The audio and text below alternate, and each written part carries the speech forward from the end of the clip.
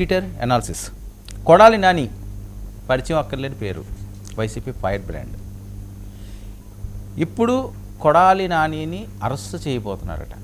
ఇది సంచలనం రేపుతున్న అంశం. ఎందుకంటే 2 సంవత్సరాలు పెట్టి అంటానే ఉన్నారు, అధికారం వచ్చిన వెంటనే, కూటమి అధికారంలోకి వచ్చిన వెంటనే కొడాలి నాని ఎట్టి పరిస్థితుల్లో అరెస్ట్ చేసేస్తారు, కొడాలి నానిని అసలు క్షమించరు, ఎందుకంటే అంత దారుణంగా ఆయన మాట్లాడేవాడు. ముఖ్యంగా చంద్రబాబు నాయుడు గారిని, లోకేష్ గారిని ఆయన అప్పట్లో మాట్లాడిన తీరు అతను కూడా విమర్శించేవాడు.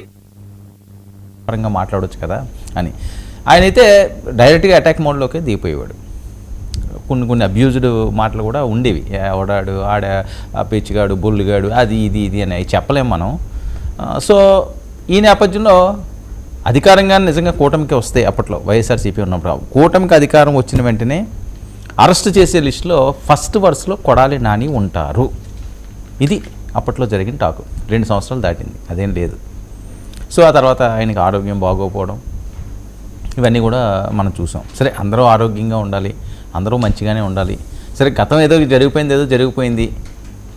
ఇప్పటికైనా సరే ప్రతి ఒక్కళ్ళు మార్పు రావాలి. ఆ పార్టీ ఈ పార్టీ అని కదా, జనసేన అవ్వచ్చు, టీడీపీ అవ్వచ్చు, వైఎస్ఆర్సీపీ అవ్వచ్చు, ఎవరైనా సరే నోటి దురద మాటలు తగ్గించుకుని విధానపరంగా మాట్లాడితే ఇంటికి ఒంటికి మంచిది. ఎవరికైనా సరే సమాజం కూడా మనల్ని గుర్తిస్తుంది. ఏంద్రా ఈడ నోరెత్తితే చండాలం ఏంటి అని అనిపించుకోకూడదు. అందులోని వాళ్ళు మంత్రిస్థాయి వ్యక్తులు, కష్టపడి రాజకీయాల్లోకి వచ్చారు, అద్భుతంగా ఎదిగిన వాళ్ళు. మరి వాళ్ళు ఎందుకు అలా మాట్లాడతారో, ఏం చేస్తారో తెలియదు. ఏ నిమిషంలో ఉన్న అరెస్టు, ఈ రాత్రికే అరెస్టు, ఇలాంటివన్నీ చర్చలు జరుగుతున్నాయి. సరే, అరెస్ట్ చేస్తారా చేయరా తర్వాత అంశం. ఎందుకంటే ఇది ఇక్కడది కాదండి కేసు, 2021 కేసును ఇప్పుడు లాగుతున్నారు.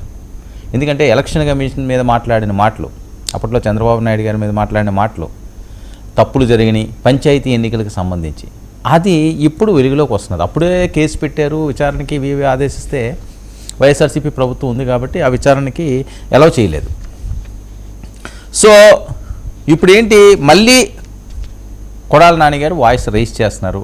మరి అందుకని ఈయన అసలు ఏమేమి ఉన్నాయని చెప్పి ఈయన చరిత్ర అంతా కూడా తీసారా, అందులో ఇది దొరికిందా, ఈ కేసు ఇదిగో పలానాది ఉన్నది పలానా రోజునని డేటు టైము కూడా ఫిక్స్ అయినట్లుగా వచ్చిన సమాచారం అండి. మరి నిజంగా కొడాలని అరెస్ట్ చేస్తారా? ఎందుకంటే ఆరోగ్యంగా ఉన్నారు, ఇప్పుడు ఆయన చాలా స్పీడ్గా మళ్ళీ మాట్లాడుతున్నారు, మళ్ళీ పాత రోజులు గుర్తుకు తీసుకొస్తున్నారు, వాయిస్ పెంచారు. ముఖ్యంగా నేనేం భయపడలేదు, ఏం చేసుకుంటారో చేసుకోండి అనే స్టేజ్కి కొడాలి నాని గారు మాట్లాడుతుంటే, మొన్న ఈ మధ్య కూడా ఏవో 2-3 సార్లు మనం వచ్చిన వార్తల నేపథ్యంలోని అతను కాదు వాళ్ళ బ్రదరు సన్ రాజకీయాల్లోకి వస్తాడు, ఈయన ఓన్లీ ప్రచారానికే పరిమితం అవుతారు, ఇంకేం ప్రత్యక్ష రాజకీయాల్లో పోటీ చేయడం అని చెప్పి కూడా ప్రచారం జరిగింది. ఏదైనప్పటికీ కూడా 2021 పంచాయతీ ఎన్నికల కోడ్ అమల్లో ఉన్న సమయంలో చంద్రబాబు అప్పటి ఎస్సీసీ నిమ్మగడ్డ చీఫ్ ఎలక్షన్ కమిషన్ ఎవరైతే ఉన్నారో కమిషనర్గా నిమ్మగడ్డ రమేష్ కుమార్పై చేసిన కామెంట్స్, ఈ కామెంట్స్ ఇప్పుడు కలకలాన్ని రేపుతున్నాయి. ఆ కేసును ఇప్పుడు తీసుకొచ్చారు. సో ఇందులో ఖచ్చితంగా కొడాలి నానిని అరెస్ట్ చేయబోతున్నారు. అది ఏ క్షణంలో అన్నా అవ్వచ్చు, అర్ధరాత్రి అన్న అవ్వచ్చు, ఉదయం అన్న అవ్వచ్చు, లేదా అరెస్ట్ చేస్తారా చేయరు, రకరకాల కథనాలు వస్తున్నాయి కాబట్టి ఆ కథనాల అంశమే నేను ప్రస్తావిస్తున్నాను. కొడాలి నానిపై విచారణకు ఏపీ ప్రభుత్వం అనుమతి. మాజీ మంత్రి కామెంట్స్ ఎన్నికల నియమావళిని ఉల్లంఘించే విధంగా ఉన్నాయని అభిప్రాయపడిన ఈసీ చట్టపరమైన చర్యలు తీసుకోవాలని అప్పట్లో, నేను చెప్పేది ఇప్పట్లో కాదు, కృష్ణా జిల్లా ఎస్పీకి ఒక నివేదిక పంపించారండి. ఆ నివేదిక ఆధారంగా 2021లోనే పోలీసులు దీనిపై కేసు నమోదు చేశారు. ఆయన ఎలక్షన్ ప్రచారానికి వెళ్తున్నారు, అది చూడండి, ఎలక్షన్ ప్రచారం, అదే లోకల్ బాడీ వాటికి వెళ్ళినప్పుడు ఎలక్షన్ టైంలోని కొడాలి నాని గారి పాత వీడియో అది. అప్పట్లో నానిపై విచారణకు అనుమతిని ఇవ్వని వైసీపీ ప్రభుత్వం, నేను ముందుగానే చెప్పాను కదా, అప్పట్లో పెట్టారు కానీ ఆ విచారణకి అయితే అనుమతి ఇవ్వలేదు. నివేదికను పరిశీలించిన రాష్ట్ర హోంశాఖ ప్రాసిక్యూషన్కు అనుమతి మంజూరు. హోంశాఖ ముఖ్య కార్యదర్శి కుమార్ విశ్వజిత్ ఉత్తర్వులు జారీ చేశారు. ఇది అసలు కథ. 2021 పంచాయతీ ఎన్నికలకు సంబంధించి కోడ్ ఉల్లంఘించి, ఇది చాలా సివియర్ కేసే, కోడ్ను ఉల్లంఘించడం, ఎలక్షన్ కమిషన్ల మీద మాట్లాడుతుండడం, ఇలాంటివన్నీ కూడా కొద్దిగా సీరియస్గానే తీసుకుంటారు. సీరియస్ సెక్షన్లే దీని మీద ఉంటాయి. ముందుగా పిలుస్తారు, ఆ తర్వాత ఖచ్చితంగా అరెస్ట్ చేస్తారు. అక్కడ నుంచి వేరే కేసులు ఏమైనా ఉన్నాయేమో అవన్నీ కూడా తోడుతుంటారు. ఎందుకంటే ఇది ఒక ప్యాషన్ అయిపోయింది ఈ మధ్యకాలంలోని. ఒక కేసు విడుదలయ్యేసరికల్లా రెడీగా ఇంకోటి సిద్ధం చేయడం, ఒకటి అయిపోయిన వెంటనే ఇంకోటి సిద్ధం చేయడం. అంటే ఒక వంటకం వండించినట్టు మనం పెళ్ళిళ్ళ భోజనాలకు వెళ్తుంటే ఏమవుతుంటుందండి, ఫస్ట్ ఏదో ఒకటి వేస్తారు, అది అలా తింటుండే కానీ ఇంకోటి పడుతుంటుంది, ఇలా తింటుంటే ఇంకోటి వేస్తుంటారు. అలాగే అలా వడ్డంలో రాజకీయ నాయకులు కూడా చేయడం మొదలుపెట్టారు. అంటే వాళ్ళ మీద కోపమో కసనో లేకపోతే ఇంకోటనో అంత ఈజీగా వదలకూడదు, బిగించాలి. వల్లభనేని వంశీ ఇవన్నీ కూడా పోసాని కృష్ణమురళి అవనివ్వండి, లేకపోతే అంబటి రాంబాబు ఇలాంటివన్నీ కూడా మనం చూస్తుంటాం కదా. అంతకుముందు కూడా కొన్ని కేసులు కూటమి వాళ్ళని ఇవన్నీ కూడా చాలా సీరియస్గా తీసుకుంటున్నారు. ఇప్పుడు ఈ అంశంలో ఈయన అంటున్నారు. మరి అసలు ఈయన ఏమన్నాడు, ఎన్నికల కమిషన్కి సంబంధించి ఏం మాట్లాడారు, అది ఒక్కసారి ప్లే చేయండి, అది చూద్దాం. బయట ప్లే చేయండి, కొడాలి నాని గారిది అప్పట్లోది. కాబట్టి చంద్రబాబు నాయుడు పిచ్చివాగుడు వాకుండా దయచేసి మరొకసారి చూద్దాం ఆ తెలుగుదేశం పార్టీ శ్రేణులకి, చంద్రబాబు నాయుడు కుటుంబ సభ్యులకి, ఆయనకి పోయిన సంవత్సరం జగన్మోహన్ రెడ్డి గారు ఇచ్చిన షాకు, కరోనా ఇచ్చినటువంటి షాకుతో మైండ్ చెడిపోయి మతి భ్రమించి పిచ్చిగా మారుతున్నాడు. జూమ్ యాప్ ఒకటి పెట్టుకుని ఆ జూమ్ యాప్ కనెక్షన్ ఒకటి పీకేయండి. నెక్స్ట్ ఆయన ఎర్రగడ్డ మెంటల్ హాస్పిటల్లో చేర్చమని చెప్పి తెలుగుదేశం పార్టీ శ్రేణుల్ని, చంద్రబాబు నాయుడు గారి కుటుంబ సభ్యుల్ని నేను వేడుకుంటున్నా. ఇప్పుడు నిమ్మగడ్డ రమేష్ అనేవాడు నేనేదో రాజ్యాంగ వ్యవస్థలో ఉన్నా, నన్ను ఎవడో ఏం అనకూడదని చూస్తున్నాడు. దిక్కుమాలిన పరిస్థితే. నేను ముఖ్యమంత్రిగా ఉన్నా, నేను పలానా వ్యవస్థలో ఉన్నా, నేను పలానా అని చెప్పుకోవడమే దిక్కుమాలినతాను. నువ్వు రాజ్యాంగ వ్యవస్థలో ఉన్నావో, తెలుగుదేశం పార్టీ సభ్యుడిగా ఉన్నావో, చంద్రబాబు నాయుడు జేబులో తొత్తుగా ఉన్నావో ఈ రాష్ట్ర ప్రజలకి మాకు తెలుసు. రాజ్యాంగ వ్యవస్థలో ఉన్నటువంటి ఎన్నికల కమిషన్ మీద మాకు ఎటువంటి రెండో అభిప్రాయం లేదు, దాని మీద మాకు గౌరవం ఉంది.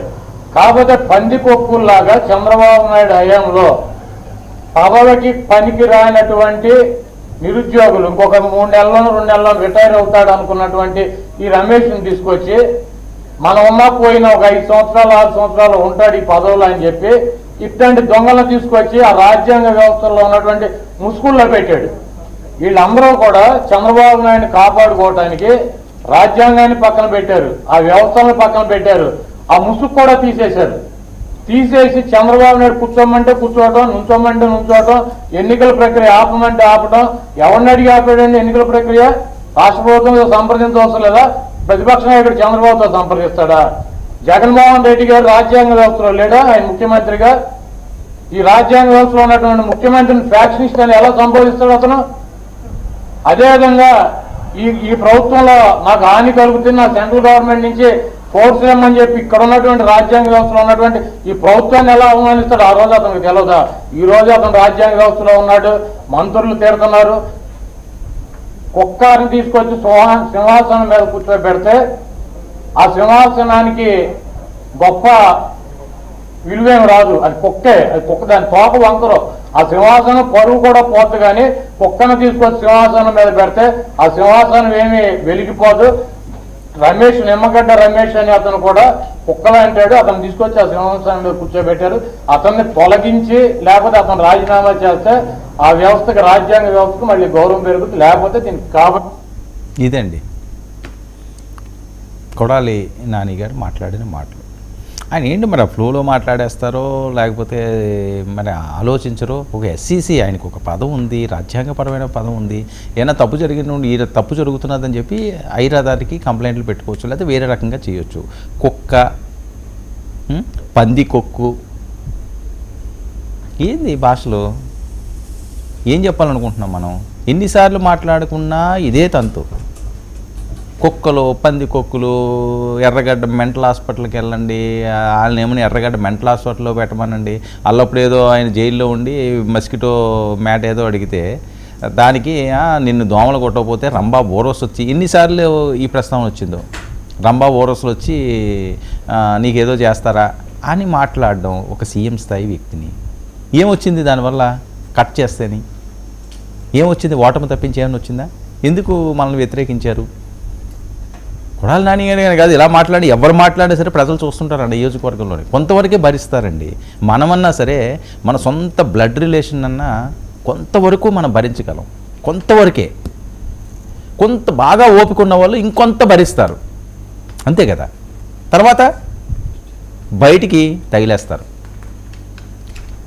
నిర్దాక్షిణ్యంగా బయటికి తోసేస్తారు. ప్రజలు ఏం చేస్తారు? మన కుర్చీ పీకేస్తారు, మన సీటు చింపేస్తారు. ముఖ్యంగా రాజకీయ నాయకులు సందేశాలు, విమర్శలు చేయండి, తప్పేం లేదు. మీరు నచ్చిన సందేశం ఇవ్వండి. ఏంటది ఎంతో కొంత పనికొచ్చే విధంగా. లేకపోతే తప్పులు చెప్తుంటే ఆ తప్పులకి ఇది తప్పు జరుగుతుంది అని నిలబడండి. యాక్సెప్ట్ చేస్తారు. అరే మన కోసం ఈయన నిలబడ్డాడు రా అని. అందుకనే కదా మీకు ఇచ్చింది పదవులు. అంతేగాని పందికొక్కులు, కుక్కలు, పందులు, ఏలకలు వాటి గురించి మనం ప్రస్తావించుకోవడం ఎందుకు? మీరు కొంతమందిని పందికొక్కులు అంటే వాళ్ళు ఇంకోటి అంటారు. మనం బాగుంటే మన ఆరోగ్యం బాగుంటుందండి. మన ఆలోచన బాగుంటే మన జీవితం బాగుంటుంది. సింపుల్. అది ప్రతి ఒక్కరికి తెలిసిన అంశమే. ఇది కొత్తగా మనం మళ్ళీ ఏదో ట్యూషన్లకి వెళ్ళి పాఠాలు చెప్పుకోవడం అవసరం లేదు. మనం ఎంత తగ్గించుకుంటూ ఉంటే అంత ఆరోగ్యంగా ఉంటాం. ఏ అంశంలోనైనా సరే. ఏది అతి ఉండకూడదు, ఏది శృతి మించకూడదు. ఇప్పుడు దీని మీద ఈయన్ని బిగిస్తున్నారు. నేను ముందుగా చెప్పినట్లుగా గుడివాడలో అయితే టెన్షన్ ఉన్నదట. ఏ టైంలో అన్న అరెస్ట్ చేస్తారేమో. ఇప్పుడు ఎందుకు వచ్చింది 2021 కేసు, అందులోనే ఎలక్షన్ కమిషన్ అన్నది. ఇప్పుడు ఎందుకు దీన్ని తిరగతోడుతున్నారు? ఇంకా దీని తర్వాత ఇంకెన్ని కేసులు ఉన్నాయి? అప్పుడే ఆల్రెడీ చాలామంది పేర్లు కూడా పెట్టేస్తున్నారు. అర్ధరాత్రి కొడాలి అరెస్టు, గుడివాడలో హై టెన్షన్, రంగంలోకి జగన్మోహన్ రెడ్డి గారు, ఇలాంటివన్నీ కూడా అనడం వేళ ఈరోజు ఈ బాధలు పడడం వేళ అది ప్రతి రాజకీయ నాయకుడికి. ఒక్క కొడాలి నాని గారిది ఇప్పుడు సందర్భం వచ్చింది కాబట్టి నేను చెప్తున్నాను. అది జనసేన వాళ్ళు మాట్లాడినా, తెలుగుదేశం పార్టీ వాళ్ళు మాట్లాడినా, ఎమ్మెల్యే స్థాయి వాళ్ళు మాట్లాడినా, మంత్రుల స్థాయి వాళ్ళు మాట్లాడినా ఫస్ట్ మీ సీటు తిరుగుతుంది. సీట్ అయితే చింపుతారు. నెక్స్ట్ అరెస్టులు, కేసులు, లోపలికి వెళ్ళడాలు, ప్రశాంతమైన జీవితాలు నడుపుతారండి మీరు. మంత్రి స్థాయి వ్యక్తులు, ఆర్థికంగా బలంగా ఉన్న వ్యక్తులు హ్యాపీగా విలాసవంతమైన జీవితాలు గడపరిచిన వాళ్ళు ఆ నోటి దురద మాటలతో జైలుకి వెళ్ళడం ఏంటి, ఆ ఇబ్బందులు పడడం ఏంటి, లేనిపోని రోగాలు తెచ్చుకోవడం ఏంటి, మనశ్శాంతి లేకుండా పోవడం ఏంటి? ఎంతకాలం బతికేస్తారు? ఎంతకాలం చేసేస్తారు రాజకీయాలు? ఏ మనిషి అన్నా సరేని. బతకడం ముఖ్యం, రాజకీయం ముఖ్యం కాదు. మనం హ్యాపీగా ఉన్నంతకాలం ప్రశాంతమైన జీవితం గడపడం అన్నది గొప్ప. అది ప్రతి మనిషికి కూడా మనకి ఇచ్చిన దాంట్లో లేడని అనుకోండి. రోజు పాపం ఏదో కష్టపడుకోవాలి, ఎండనక వాననక ఇంకా బాధలు ఇవ్వబడి ఇంకా తిరుగుతూ ఉంటాడు. ఇంకా వాళ్ళ గురించి ఇంకేం చెప్తాం? కొన్ని కోట్లాది మంది ఉన్నారు. కానీ వాళ్ళకంటే ఉన్నతమైన జీవితాన్ని ఆ భగవంతుడు మీకు అందించాడు హ్యాపీగా ఉండమని. ఓడిపోయినా ఏం పర్వాలేదు, ఓడిపోయినా మీరు ప్రశాంతంగా ఉండగలరు. అరే జీవితాంతం అంతా నేనే ఆ కుర్చీలో కూర్చోవాలి, జీవితాంతం అంతా నేనే వేలాలి, ఇదేం ఆలోచన? ఎక్కడ సాధ్యం అవుతుంది? అది ఎవరికి సాధ్యం కాదు. అది ఉన్నప్పుడు అనుభవించండి, లేనప్పుడు ప్రశాంతంగా గడపండి. ఉన్నప్పుడు నెక్స్ట్ ప్రశాంతంగా బతకాలంటే ఏం చేయాలో అది చేయండి. మనకి ఈ రోజు ఉంది కదా, మనం ఏమన్నా చెల్లుతుంది, ఏం మాట్లాడినా జరుగుతుంది అని చెప్పి విచ్చలవిడిగా ఎవరు చెలరేగిపోయినా మనది కాని రోజు ఒకటి ఉంటుంది. నేను చాలాసార్లు ఈ పాయింట్ చెప్పాను. మనది కాని రోజు ఎప్పుడైనా ఒకటి వచ్చిందనుకోండి, అప్పుడు చాలా ఇబ్బందులు పడిపోవాలి, టెన్షన్లో పడిపోవాలి, మానసిక క్షోభకు గురి కావాలి. అది ఎంతటి వాడైనా సరే, ఎంత వాడైనా సరే, మనది కాని రోజు వచ్చిందో దాన్ని మనం ఫేస్ చేయగలగాలి. ఆ ఫేస్ చేసినప్పుడు లేనిపోనివన్నీ మనకి తిరగతోడుతుంటాయి.